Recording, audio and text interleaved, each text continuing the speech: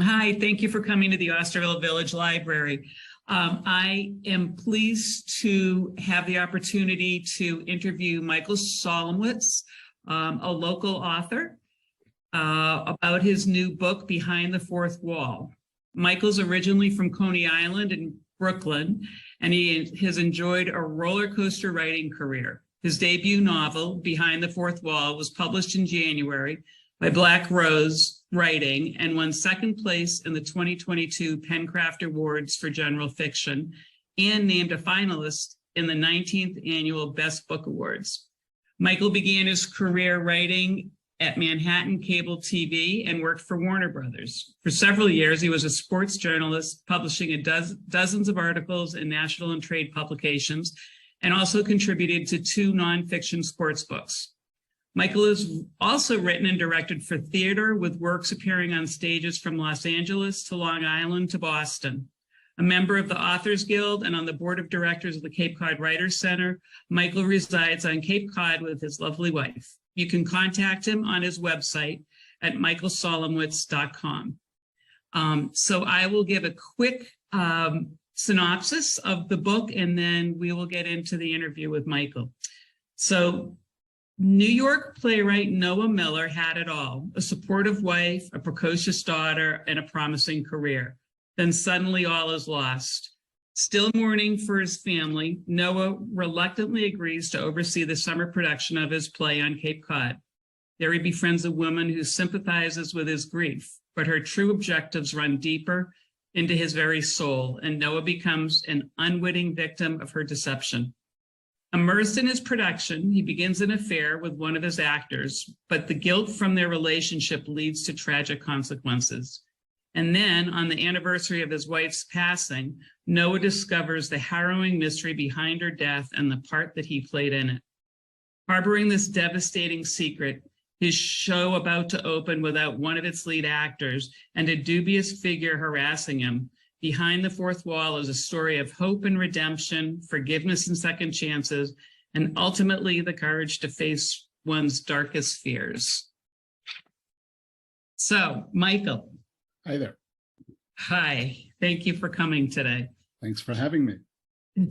Our pleasure. It's hard to pin down a genre for this book. It's part mystery, part psychological thriller, with a twist of the paranormal and romance thrown in. But the main theme of the story seems to be about overcoming grief. Did you set out writing this book to focus on exploring the concept of profound loss, or was it something that evolved during the writing process?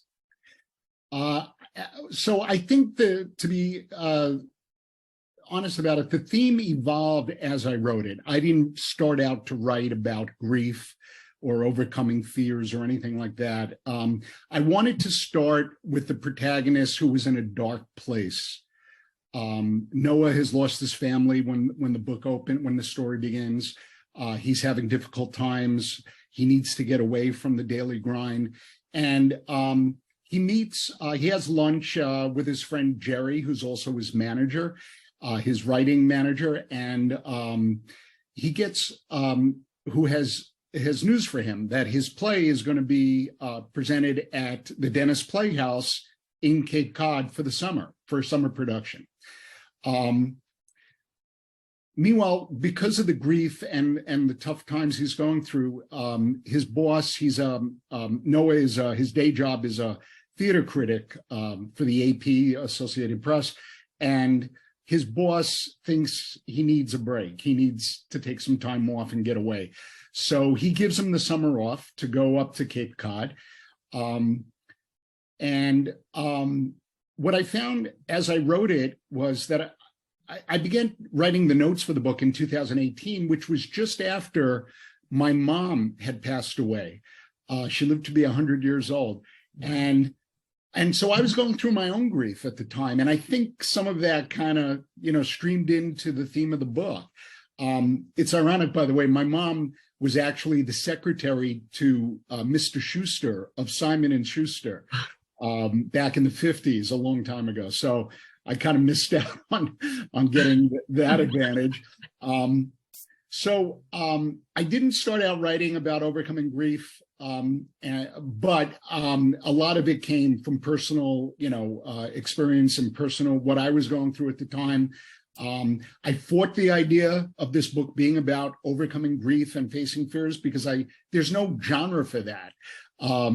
There's grief. There's a genre in nonfiction for grief, but not in fiction. This is a novel. It's a made-up story, and so we finally ended up, I think, putting it under psychological fiction and family life fiction, where you're dealing with emotions and family issues. By the way, this is a copy of the book. I hope you can see it.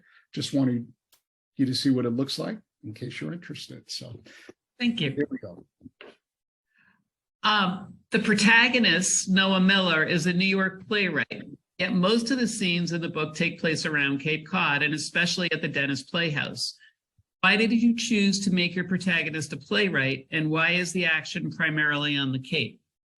Well, you've heard the expression, you write from what you know. So I needed a reason for Noah to, he's having troubles. I needed him to have a place to go to get away. And besides being an author, as you had read in my bio, I am a playwright as well. So I was writing from my experience, and I'd written a play many years ago called Committed, which became the centerpiece of the book. That Noah that's the production that's going to be on stage. And it was actually an early play of mine from many years ago. I'm from New York. I'm living on the Cape. My wife and I retired here a few years ago. So everything was in place for these attributes for the book. And besides that, it's mostly because I love Cape Cod. I love being here. We have so much fun. And I wanted readers to know about it, to experience what the joy we've had in living here so far. We've only been here a couple of years. But so I used real places. I used the museums and the restaurants and the hiking trails, all the things we love about being here, so that the reader can get a real sense of the Cape. Thank you. And one last question. Most of the book is written in the third person, but there's several chapters written in the first person.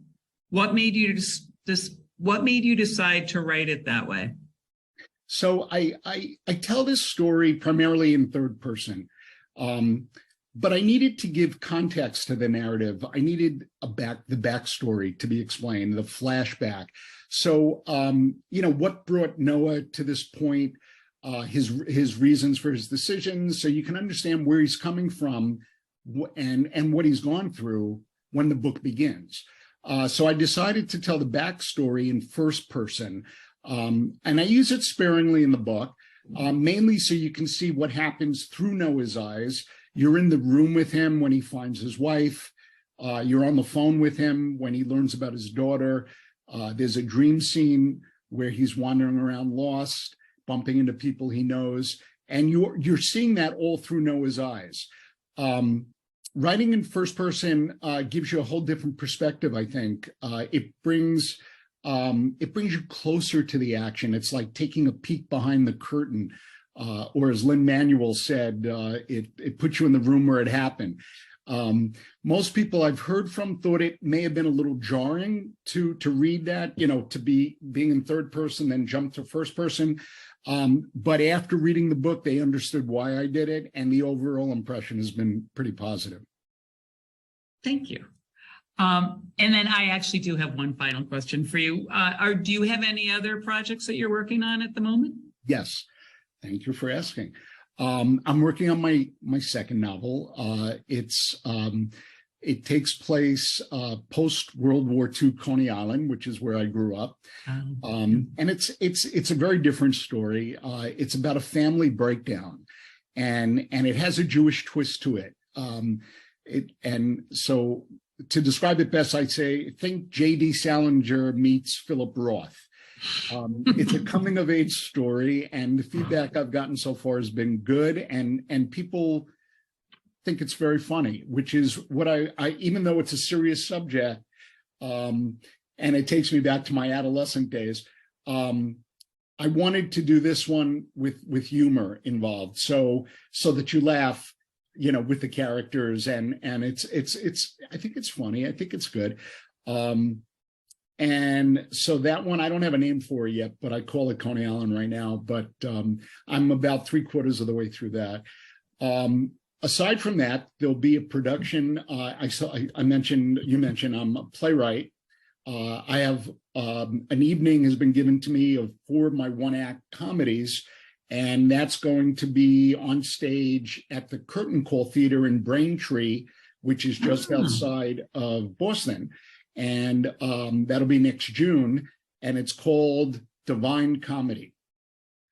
And the only other thing I'm working on now is I'm working on Arthur Miller's All My Sons. I'm the assistant director at the Eventide Theater in Dennis, and that'll be on stage in February. So I try to keep busy. I was going to say, you're very busy. Well, thank you for taking the time today and to talk to us about your new novel. And we look forward to hearing about your current projects in the next year. Thank you so much, Lisa. I enjoyed this. I enjoyed meeting you too. I enjoyed meeting you as well.